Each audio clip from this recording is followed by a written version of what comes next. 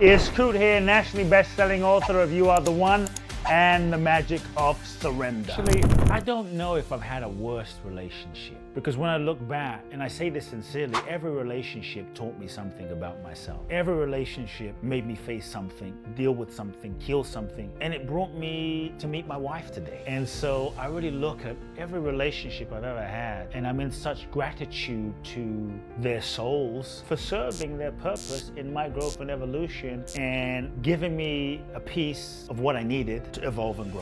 One of the most challenging relationships I had was when I was in my early 20s, and I was with a woman that I was madly in love with, and she was crazily jealous. Like, when I say I would breathe around the woman, I would sneeze around the woman, I would even like pretend to not look at a woman. She was so jealous based on her own traumas and her own childhood wounds with her father, that I felt like I literally had to suffocate my expression, my bold, my everything, and I became a shadow of myself trying to make this relationship work. What I've learned is when you have to try so hard to make a relationship work and you can't be your natural self in a relationship, this is a sign to pay attention to. And so I basically shrunk myself to try to not trigger her and make her jealous, which made me more miserable, and you can figure out how the relationship ended. It blew up. And I remember it was so interesting because I kept telling my friend after this relationship ended that this ex was so jealous, she's so jealous, she's so jealous, I don't like jealous women. Yeah, so then I got into a new relationship, and guess what?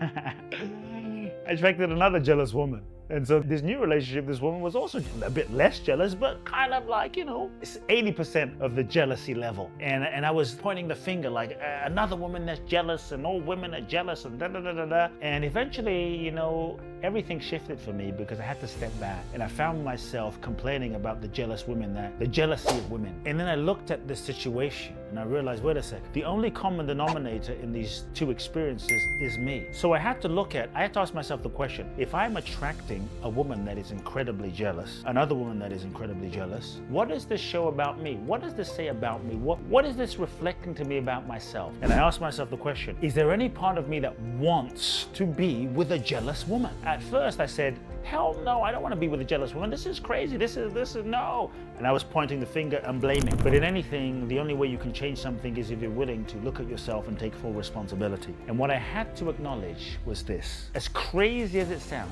there was a part of me that wanted to be with a jealous woman. I didn't admit this to myself, but when I really came down to it, there was a part of me that wanted to be with a jealous woman.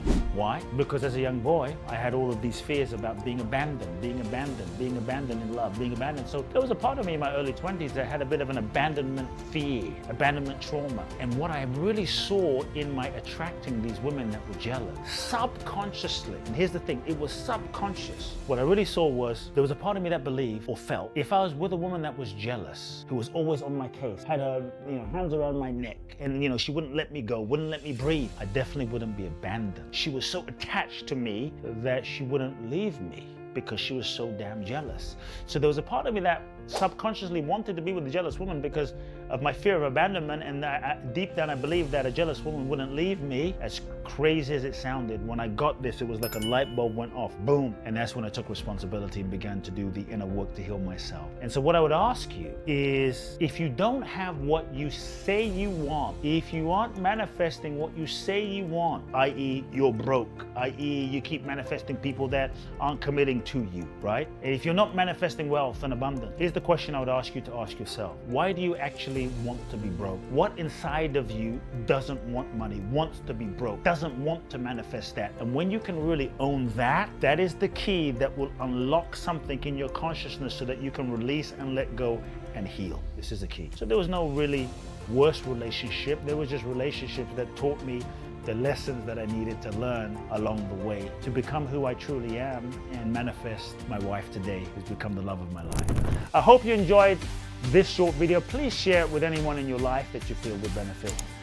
Make sure you subscribe to this YouTube channel, and I'll catch you in the next video.